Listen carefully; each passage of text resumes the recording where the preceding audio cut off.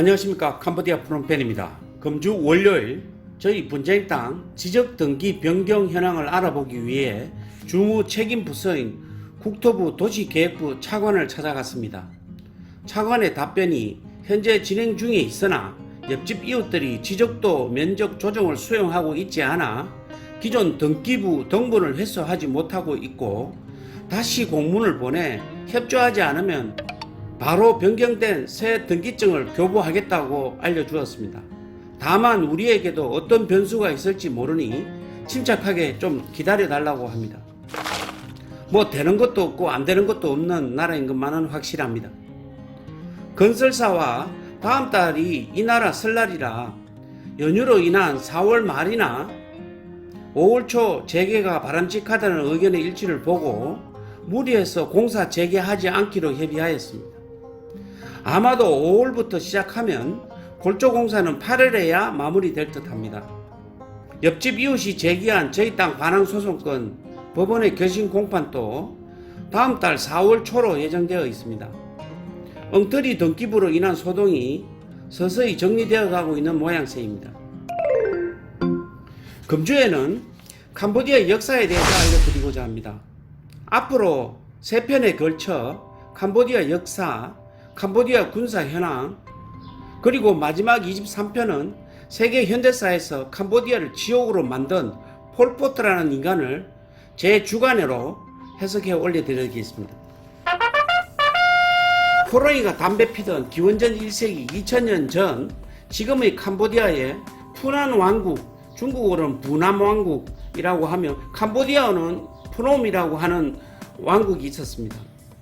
푸놈은 언덕이라는 뜻인데 캄보디아 지형이 산이 없고 대부분 평지와 군홍으로 형성되어 있어 유래된 것 같습니다. 이 부난 왕국은 부족국가 수준으로 문자가 없어 자세한 역사 고정은 없으나 이들끼리 원시적으로 치고받고 싸우며 살아오다 8세기에 이르러 자야바르만 2세 왕이 이들 국가들을 모두 통일시키고 최초의 통일왕국 앙코르 왕조를 탄생시켰습니다.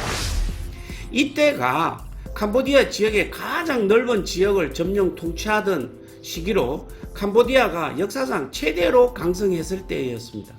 여러분들이 한 번은 가봤을 앙코르 와트를 비롯한 유적들도 대부분 이 시기에 세워진 것들입니다.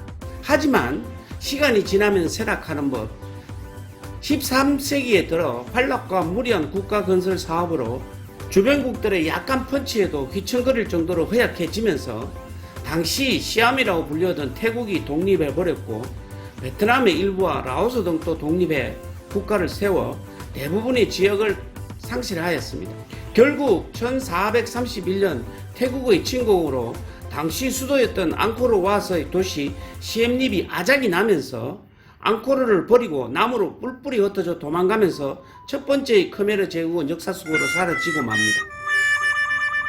남한 캄보디아인들은 국가의 위신을 잃고 부족국가 수준으로 전략, 반대로 강성해진 주변국 태국을 견제하기 위해 베트남을 끌어들여 친하게 지내려고 했지만 베트남까지 캄보디아 땅 쟁탈전에 끌어들이는 꼴이 되고 말았으며 양국 모두에게 속국으로 조공을 바쳐야만 했는데 이 당시 태국과 베트남은 메콩강을 경계로 캄보디아 분할을 시도하기도 해 어쩌면 나라 자체가 없어질 뻔도 하기도 했습니다. 이 뭔 개소리야? 400년이 넘는 이 지옥 같은 태국과 베트남의 속국 생활은 1800년대 유럽 열강들의 세계 식민지 확보 전쟁 속에 캄보디아는 생존을 위해 자진해서 프랑스의 식민지를 요청하게 됩니다.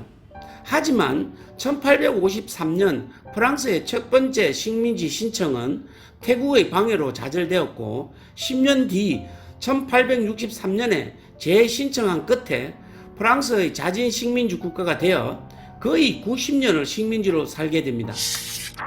여러분들은 우리나라가 일제 식민 시절을 떠올리면서 불행하고 고통스러웠던 시절이 있겠지만 캄보디아는 이때가 전쟁 없이 가장 평화롭고 행복했을 시기였습니다.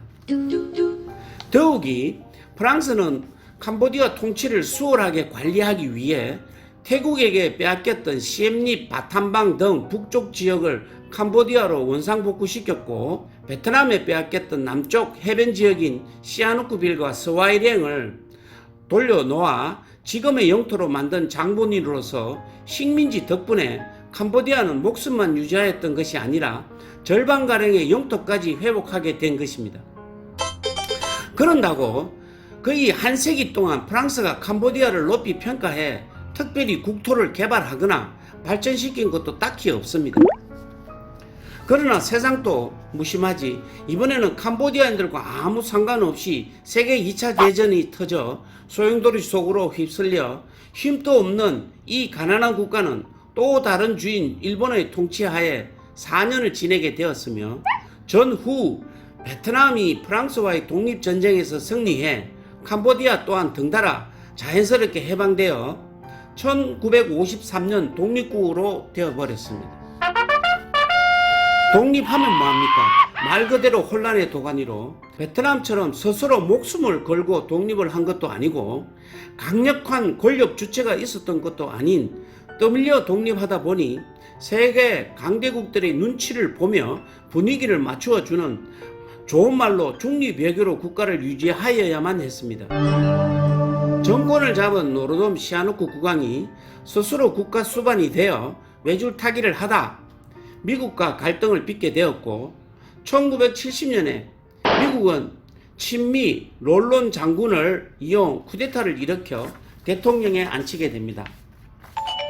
이 미국의 하수인인 론롤 대통령은 돈밖에 모르는 사람으로 국가의 재건에는 전혀 관심이 없었고, 미국은 1970년부터 5년 동안 약 20억 달러어치의 군사 및 경제 원조를 지원해 주었는데, 이때 캄보디아의 경제는 95%가 오롯이 미국의 원조금으로 나라를 유지하고 있었습니다. 썩을 대로 썩은 이 나라 정부에 대항하는 내전으로 북부 지역의 많은 국토가 북베트남군의 손에 들어갔고, 폴포트가 이끄는 크메르 루즈군은 농촌 지역을 지지 기반으로 삼아 세력을 계속 확장해 국가는 4분 5열 극심한 혼란에 빠져 있었는데, 베트남과 전쟁 중이던 미국은 캄보디아를 전쟁의 베이스 캠프로 이용 베트남군의 남하 루트를 봉쇄하기 위해 약 500만 톤의 폭탄을 캄보디아 영토에 마구 투하하여 15만여 명의 캄보디아인들을 죽게 만들었습니다. 국민들의 미국에 대한 적개심은 극에 달해 자연 민심은 실체도 모르는 크메르 루즈 쪽으로 가버렸습니다.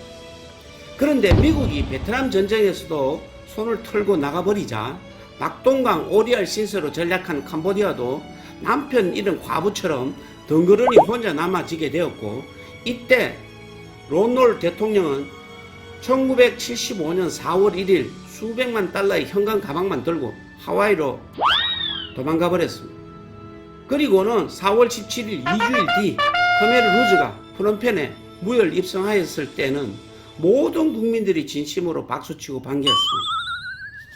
하지만 폴포트가 이끄는 크메르 루즈의 실체를 전혀 모르는 시민들은 수도 입성 첫날부터 프놈펜 거주 모든 시민들을 3일 내로 모두 나가라고 지시하였고, 시골에 연고가 없는 시민들은 집단 농장으로 이주시켜버렸습니다. 이에 응하지 않는 사람들은 모두 처형하였는데, 환자, 노인, 임산부 같은 움직일 수가 없는 사람들은 그 자리에서 적결 심판하였고, 가족 중 일원이 돌아올 때까지만 기다리게 해달라고 부탁하자 죽을 때까지 집에 있으라면서 문을 못질에 닫아버려 물도 못 마시게 온 가족들을 절명시키기도 했습니다. 이때 시아누크 왕손 및 핏줄 14명도 함께 처형당했습니다. 이 크메르 루즈 역사는 23편에서 폴포트 편에서 따로 편집해 올려드리겠습니다. 1975년부터 1978년까지 크메르 루즈 집권 기간 동안 학살 및 기아로 사망한 국민이 150만 명에서 200만 명이라고 하는데, 이 광란의 주체는 고작 15,000여 명의 캄보디아의 젊은이들로서 이유도 모른 채 죄책감도 없이 크메르 루즈군의 잔인한 살인 광풍의 최선봉장 역할을 하였던 것입니다. 이 지옥 같은 킬링필드의 삶 속에 베트남 국경 지역과 가까운 동부 지역에서는 쿠데타의 조짐이 피어나고 있었는데 실제로 여러 건의 쿠데타가 일어나기도 하였으며 이를 곧게 보지 않았던 폴포트는 이들 뒤에는 베트남이 있다고 굳게 믿게 되었고 유난히 동부 베트남 국경 지역의 많은 국민들을 처형시켜 버렸습니다. 이 당시 훈센과 행상님 등 현 정부의 실세들도 내부 모함을 받아 베트남으로 도망쳤습니다. khmer rouge는 잃어버린 옛 땅을 되찾는다는 명분으로 자신보다 강하며 미국과의 전쟁에서 승리한 지 얼마 되지도 않은 베트남을 수시로 도발해 베트남을 자극하게 만들었고 1978년 인내심이 극에 달한 베트남은 열받아서 12월 22일 15만 명의 병력으로 국경을 넘어 쳐들어오게 됩니다. 오합지졸 khmer rouge는 도망가기 바빴고 별로 큰 싸움도 없이 진군해 17일 만에 프놈펜을 점령하고 말았습니다. khmer rouge 정권의 폭정에 시달리던 시민들은 이번에는 베트남군을 또 진심으로 환영해 주었습니다. 베트남은 행상님과 훈센을 내세워 괴뢰 정권인 캄푸치아 인민공화국을 세워 거의 10년 넘게 캄보디아를 통치하였으나 자기네들도 거지같이 살고 있는데 캄보디아까지 먹여 살려야 하니 감당이 불감당이라 유엔의 권고가 있을 때 이를 못 이기는 척 받아들여 자진 철수하게 됩니다. 그 후 1993년 유엔 평화군이 16,000명이 들어와 정부를 재구성하고 망명 중이던 노르돔 시아누쿠 국왕을 다시 추대하여 입헌 군주제로 헌법을 개정하였으며 지금의 캄보디아가 탄생하게 된 것입니다. 하지만 만나면 싸우는 이 나라의 특성상 이 나라를 잘 모르고 있던 유엔 평화유지군들은 나나리더를 1수상에 훈센을 제2수상에 연립정부로 만들어 두고 돌아갔습니다. 서로 싸움질만 하다가 1997년 훈센의 쿠데타로 모든 권력을 장악하고 오늘에 이르렀습니다.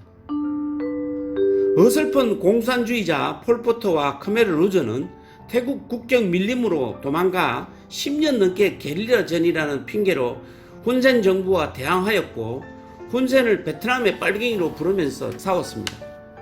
1998년 폴포트가 죽자 동료였던 Q3판 이행사리가 현 정부에 항복하였고 khmer rouge 참모 총장이었던 타목도 1년 뒤 1999년에 항복해 이제 khmer rouge는 현재 진행 중인 전범 재판에서나 들릴 뿐 아무도 관심을 갖고 있지 않습니다.